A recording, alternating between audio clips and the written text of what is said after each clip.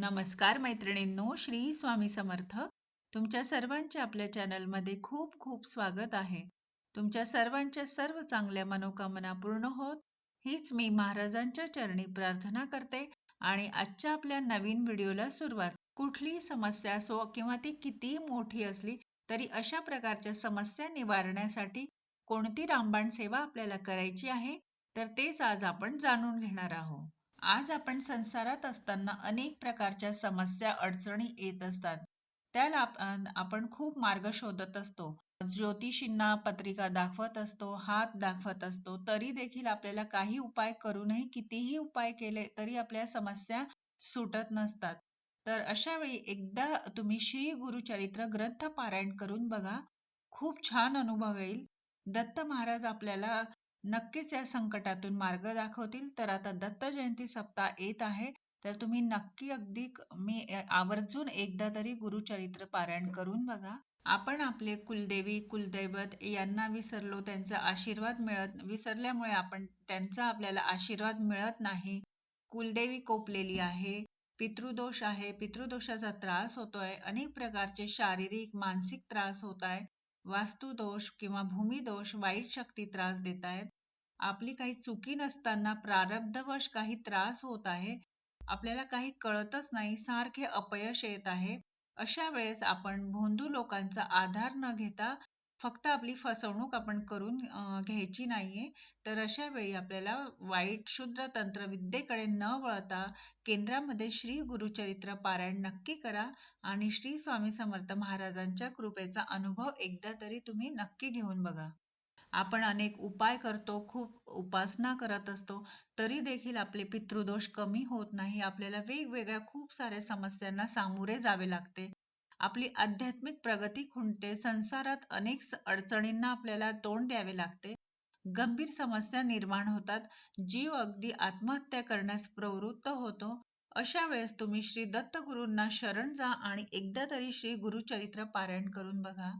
श्री गुरुचरित्र पारायणाची फलश्रुती इतकी मोठी आहे ना, की त्यामुळे पितृत्रासापासून मुक्ती होते, मुंजा त्रासापासून मुक्ती होते, अघोरी शक्ती निवारण होते, कुलदेवी कोप निवारण, कनिष्ठ देवता त्रास निवारण, कोणत्याही देवतांचे कोप असेल किंवा संतती समस्या असतील, मानसिक शारीरिक समस्या निवारण, असाध्य आजार निवारण, पती पत्नी समस्या असो किंवा घटस्फोट टळतात, पितृदोषापासून होणारे सर्व सर्व त्रास, अगदी ह्या सगळ्या समस्यापासून मुक्तता होते. तर 20 डिसेंबर पासून दत्त जयंती सप्ताह चालू होत आहे. तरी आपण श्री गुरुचरित्र पारायण श्री स्वामी समर्थ केंद्रात करू शकतात. 20 डिसेंबर पासून दत्त जयंती सप्ताह चालू होत आहे. तरी आपण हे श्री गुरुचरित्र पारायण जर तुमच्या जवळ नसेल तर तुम्ही आपल्या जवळपासच्या कोणत्याही श्री स्वामी समर्थ केंद्रातून ते विकत घेऊ शकता. आणि शक्य होईल तर तुम्ही हे श्री गुरुचरित्र पारायण श्री स्वामी समर्थ केंद्रातच करा. सामूहिक वाचनाचे खूप खूप मोठे असे अनुभव आहेत. तुम्ही जर घरी श्री गुरुचरित्र पारायण लावले तर त्याचे फळ तुम्हाला घरी 10 पटीने भेटेल आणि तेच तुम्ही जर स्वामी समर्थ केंद्रात वाचन केले तर त्याचे फळ तुम्हाला 100 पटीने भेटत असते. आणि श्री गुरुचरित्र पारायण सोबतच आपल्याला प्रहर सेवेमध्ये देखील सहभाग घ्यायचा आहे. सप्ताहाचा आत्मा म्हणजेच प्रहर. दरबारामध्ये एकाच वेळी 6 सेवेकरी सेवा देत असतात.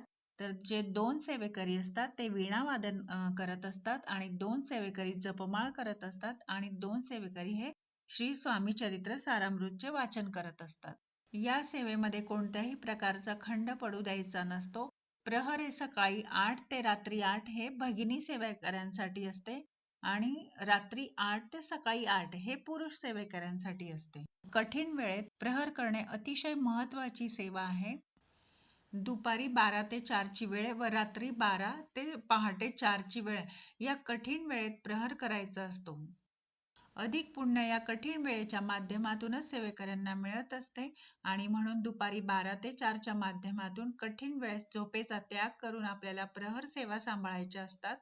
त्याच पद्धतीने रात्री 12 ते 4 ही वेळ ही लक्ष्मी येण्याची असते आणि त्यावेळेस खूप मोठा लक्ष्मीचा आशीर्वाद प्रहर सेवा करणाऱ्यांना मिळत असतो.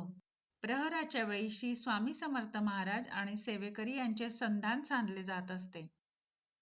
सप्ताहाच्या माध्यमातून महाराज आपल्याकडून विशिष्ट वेळेस प्रहराची सेवा करून घेत असतात आणि प्रहरासाठी आपण दिलेला जो वेळ आहे, ज्या वेळेस आपल्यावर जे संकट येतात, त्याच वेळेस महाराज आपल्याला ती व्याजासकट हा वेळ आपल्याला परत देत असतात. प्रहराच्या माध्यमातून सर्व प्रकारचे त्रास नष्ट करण्याचे काम स्वामी महाराज करत असतात.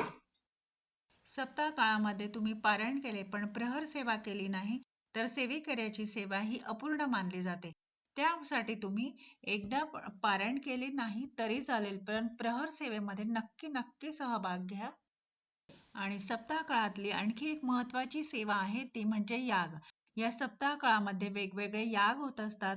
त्या म्हणजेच गणेश याग होतात किंवा रुद्रयाग, चंडी याग, विष्णू याग, स्वामी याग, या सर्व सर्व सेवांमध्ये यागामध्ये तुम्ही सहभाग घ्या.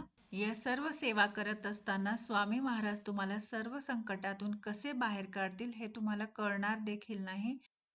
आणि फक्त तुम्ही इथे थोडा वेळ द्या आणि सेवेचा लाभ घ्या.